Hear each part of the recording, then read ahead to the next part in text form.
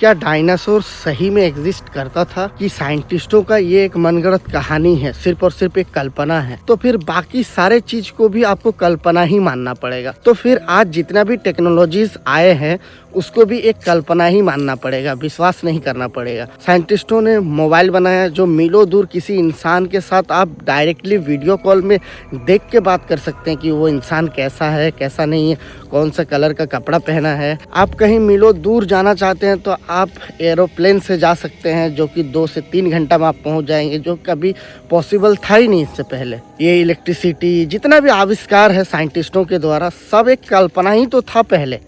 पहले अपना माइंड में आया तब तो इसको बनाया गया। तो मतलब कहीं ना कहीं लगता है कि साइंटिस्ट सच है किसी न किसी बात पे। अगर वो कह रहे हैं कि डायनासोर एग्जिस्ट करता था पहले, तो शायद वो कहीं गलत नहीं कह रहे।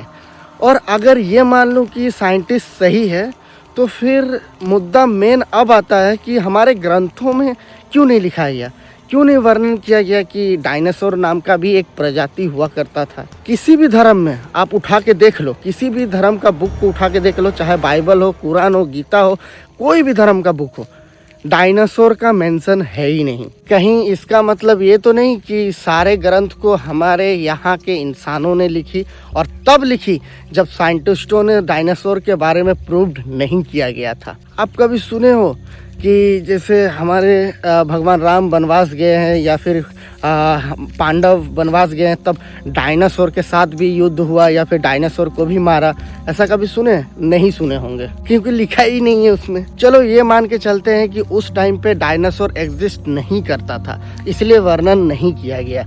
लेकिन जब हमारे शास्त्रों में ये लिखा गया कि आगे चल के कलयुग आने वाला है, हमारे साथ ये होने वाला, वो होने वाला है, हिंसा के प्रति बहुत ज़्यादा ये होगा, ये सारा चीज़ हम लोग का ग्रंथ में लिखा हुआ है। तो क्या उस टाइम पे उन लोग को भी पता नहीं था कि डायनासोर का भी एक युग आने वाला था, जो सिर्फ और सिर्फ डायनासोर राज करेंगे हमारे पृथ्वी पे, और फिर बाद में उन लोग का जब अंत हो जाएगा, उल्का पिंड गिरेगा, तो उसके बाद फिर इंसानों का जन्म होगा, उसके बाद कलयुग आएगा?